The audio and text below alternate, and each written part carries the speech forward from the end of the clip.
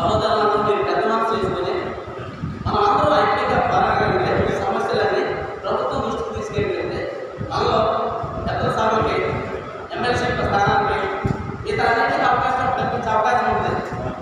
ఇప్పుడు జరుగుతున్న స్పీడ్లో మనం కూడా ముందుకు రాగలం కాబట్టి అందరూ సమిష్టిగా పోరాడాలి.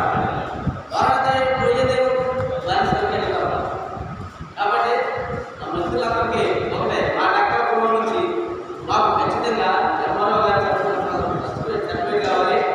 ఇంకొకటి ఎవరైనా 10-15 ఇళ్ళు ఉంటే వాళ్ళ కమ్యూనిటీ వాళ్ళు నిర్మించాలి, తెరడి వాళ్ళు నిర్మించాలి. ఎస్ఐ భూమిలో కూడా ఒక ప్రాతినిధ్యం వహించాలి. తర్వాత చట్టసభలో కూడా అవకాశం ఇవ్వాలి.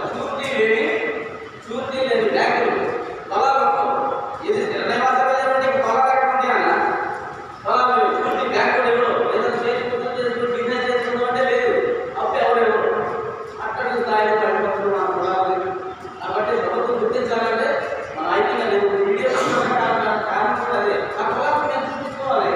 ఇంత దూరం నుంచి రాజమండ్రి అదే రాజమండ్రి నుంచి దూరం నుంచి వచ్చారంటే మా పొలంకి మా నాయకులు కానీ మా ఊళ్ళు ఏం చేశారు, ఏం మాట్లాడారు, ప్రభుత్వానికి ఏం ఇన్ఫ్లుయెన్స్ ఇచ్చారు, మనం ప్రజెంటేషన్ ఏం చేస్తున్నాం అలా మీకు అందరికీ మా డెక్కల పొలం గురించి మీరు అందరూ తెలుసుకొని ఎవరన్నా ఆయన ఉన్నాడు మన పొలం కూడా ఉండేది ఎవరు అడిగిన ప్రభుత్వం అంటే డెక్కలు అంటే 50 ప్రస్తుతం ఎంత దౌర్భాగ్యం అంటే ఎస్సీలో రెండే కులాలు అంటారు.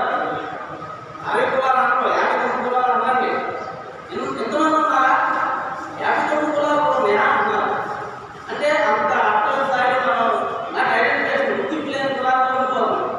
కాబట్టి ప్రభుత్వానికి మనం మనలో నుంచి చైతన్యం ఉంటే ప్రభుత్వం గుర్తిస్తుంది తప్పనిసరిగా ఖచ్చితంగా. కాబట్టి ఈ ప్రభుత్వానికి నిర్వహించేది మన సహోదరులకు తెలియజేసేది ఏంటంటే మా కులం నుంచి ఖచ్చితంగా మన అందరం కలిసి పోరాడడం, ఖచ్చితంగా అభివృద్ధిగా అయ్యాం, మన అవసరం సాధించుకున్నాం. ప్రభుత్వానికి మన విజ్ఞాపన మన గ్రంథాన్ని మన నివాళి జగన్ సాధించే పోరాడాలి.